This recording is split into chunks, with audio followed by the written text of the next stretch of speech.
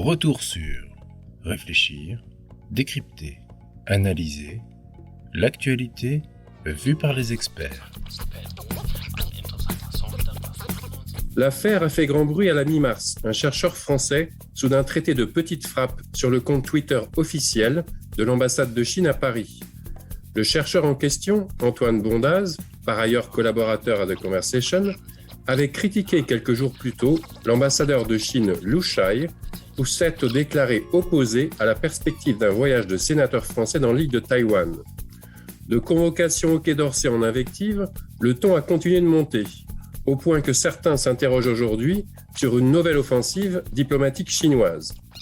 Pour mieux comprendre cette crise et en décrypter les enjeux, nous accueillons Philippe Lecor, spécialiste des questions chinoises et asiatiques, professeur invité à l'ESSEC, chercheur à la Harvard Kennedy School et au John K. Fairbanks Center for Chinese Studies à Harvard. Bonjour Philippe Lecor. Bonjour. Alors, au vu des éléments que nous venons de mentionner, peut-on vraiment parler d'une nouvelle agressivité, en quelque sorte, de la diplomatie chinoise ? Disons que c'est un reflet de la politique chinoise actuelle. Disons qu'il y a différentes versions. On peut dire que l'ambassadeur de Chine en France est une des versions les plus ostentatoires de cette nouvelle politique qui consiste effectivement à rétorquer, je dirais, au coup par coup, rendre coup par coup, chaque fois que la Chine est attaquée ou chaque fois que des sujets touchant à sa souveraineté sont mis sur la table. Alors bon, parmi ceux-là, il y a bien sûr toutes les critiques occidentales sur les droits de l'homme. Il y a tout ce qui concerne Taïwan, le Xinjiang, les Ouïghours, le Tibet, et donc la Chine considère qu'elle ne doit pas, elle n'a pas à recevoir de leçons de qui que ce soit. Vous savez que la Chine se projette sur une période de plusieurs milliers d'années et considère qu'elle est encore l'empire du milieu, le pays du milieu. C'est comme ça, c'est ce que veut dire son nom.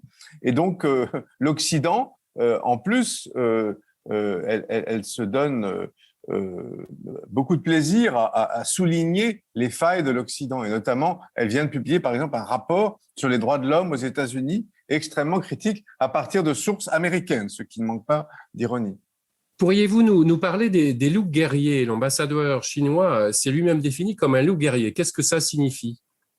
Écoutez, c'est un concept qui est basé sur un film qu'il y avait eu qui s'appelait Les loups guerriers, qui était un film d'aventure dans lequel un agent des forces spéciales chinoises était mis en scène et il défendait la Chine telle qu'elle est en toutes circonstances, un petit peu comme Rambo, Sylvester Stallone, etc.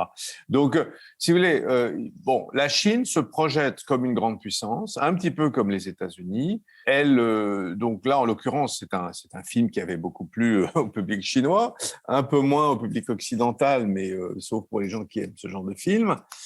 Aujourd'hui, les diplomates, évidemment, dont le but n'est pas de sauter d'une voiture à l'autre et de faire des acrobaties, et leur intérêt, leur travail consiste à défendre la politique de Xi Jinping, qui est le numéro 1 chinois incontesté depuis 2013 et qui va vraisemblablement être renommé pour un autre mandat en 2022.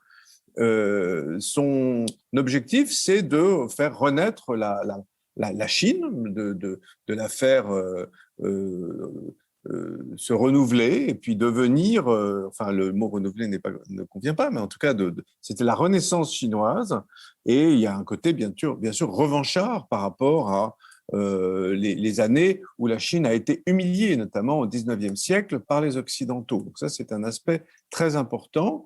Donc on peut dire qu'il y a un projet chinois qui consiste à effectivement conquérir idéologiquement un certain nombre de pays. Alors ça sera avec plus ou moins de facilité dans les pays occidentaux, mais il n'y a pas que les pays occidentaux, il y a aussi des pays tiers dans lesquels on attend de la part de la Chine ce genre de réaction, puisque ce sont des pays aussi souvent non démocratiques. Donc c'est plutôt, vous voulez, le clash entre la Chine et les systèmes démocratiques. C'est pas le premier accrochage avec la Chine, hein, il y en a eu dans le passé. Qu'est-ce qui est différent? Est-ce qu'il y a des choses qui ont changé? Je pense notamment à la mise en cause chinoise dans l'affaire du Covid. Je pense notamment au fait que l'Amérique, avec Trump, s'était un peu retirée de la scène internationale. Donc, est-ce qu'il y a des nouveaux éléments qui font que la Chine, tout d'un coup, ou en tout cas, se positionne comme cela? Au plan intérieur chinois, il y a des nouveaux éléments. C'est-à-dire que nous sommes l'année du 100e anniversaire du Parti communiste chinois, qui sera célébré en grande pompe en juillet. Nous sommes à 1 an et demi du 20e congrès du Parti communiste chinois, dont je vous parlais tout à l'heure, et qui sera une sorte de consécration pour Xi Jinping, qui n'a mis autour de lui que des affiliés, et donc qui a toutes les chances de rester encore longtemps au pouvoir, ce qui est assez nouveau depuis une trentaine d'années. La Chine nous avait habitués à un renouvellement des élites tous les 10 ans à peu près, enfin, y compris du secrétaire général du parti. Et puis, il y a même aussi les Jeux olympiques d'hiver, en 2022, qui seront un symbole de la grandeur chinoise, du talent à organiser des événements internationaux. On se souvient des JO de Pékin en 2008, de l'Expo universelle en 2010. Tout ça fait que symboliquement, pour le public chinois, ce sont des moments importants. Et puis, vous avez bien sûr le fait que le Covid a secoué, je dirais, le paysage, dans la mesure où les premiers cas sont partis de Wuhan, en Chine. On ne sait pas très bien, est-ce que ce sont des labos, est-ce que ce sont le marché ouvert de Wuhan. La Chine est dans une situation un petit peu défensive par rapport à ça.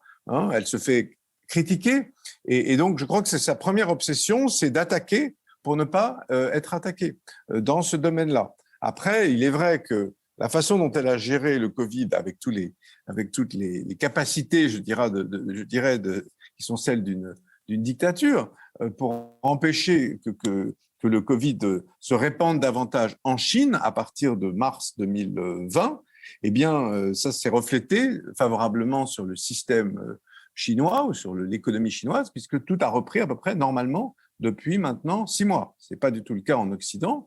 Et elle a beau jeu de dire, regardez aux États-Unis, regardez en Europe, la situation du Covid. Donc le système démocratique de ces pays-là ne leur permet pas de gérer une pandémie comme celle-là.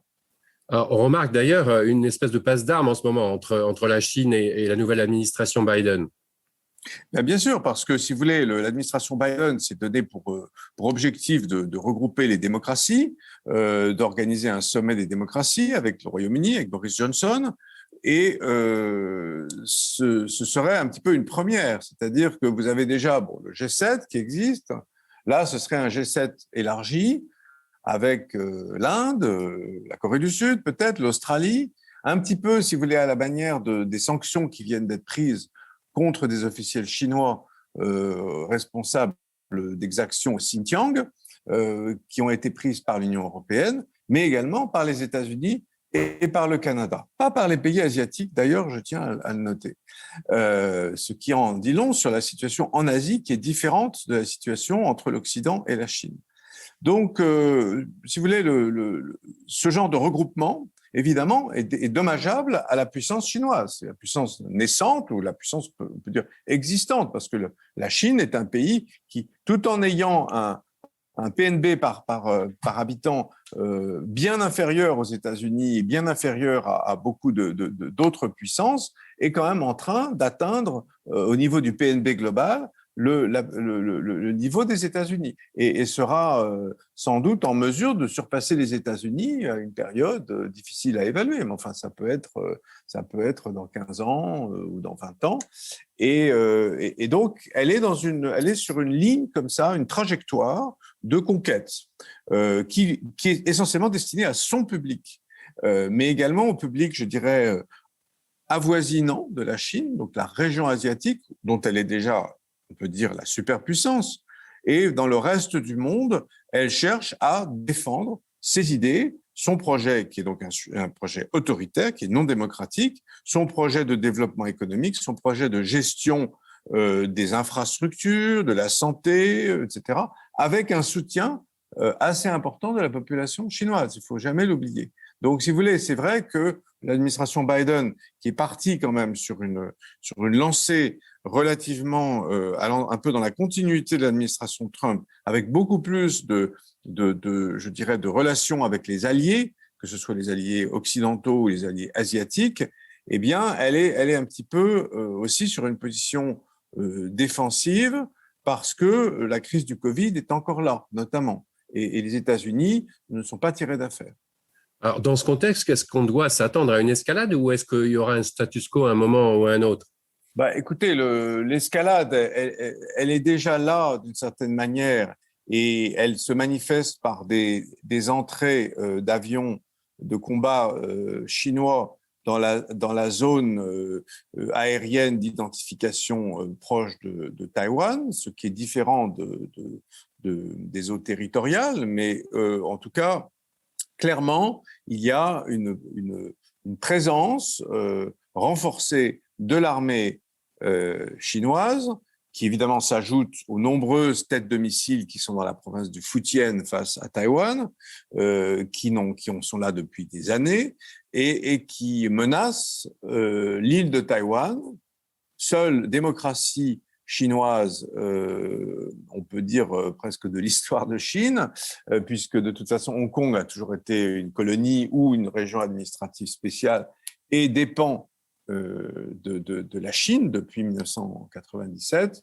Taïwan a un système, si vous voulez, qui finalement empêche la direction du Parti communiste chinois d'être tranquille, de se reposer sur ses lauriers, parce que Taïwan a son propre projet. Vous voyez, c'est celui d'une démocratie à la chinoise, et donc la Chine n'a pas été en mesure jusqu'ici de proposer une alternative à cette démocratie taïwanaise, donc chinoise à la taïwanaise, si vous voulez, en disant voilà, on veut reconquérir Taïwan, mais on n'a rien à proposer à part reprendre Taïwan par la force. Et donc l'île de Taïwan n'a qu'à obtempérer. Et donc, son système ne nous convient pas. Donc ça, c'est une proposition qui est un peu compliquée pour un pays qui revendique d'être une superpuissance avec un projet presque moral, presque, vous voyez, universel, un petit peu comme la démocratie américaine ou la démocratie française. Merci Philippe Lecor pour cette analyse. On vous retrouve pour de prochains épisodes de Retour Sûr. À bientôt et à très vite. Retrouvez tous nos podcasts sur theconversation.fr. N'hésitez pas à les commenter et à les partager. Merci de votre écoute.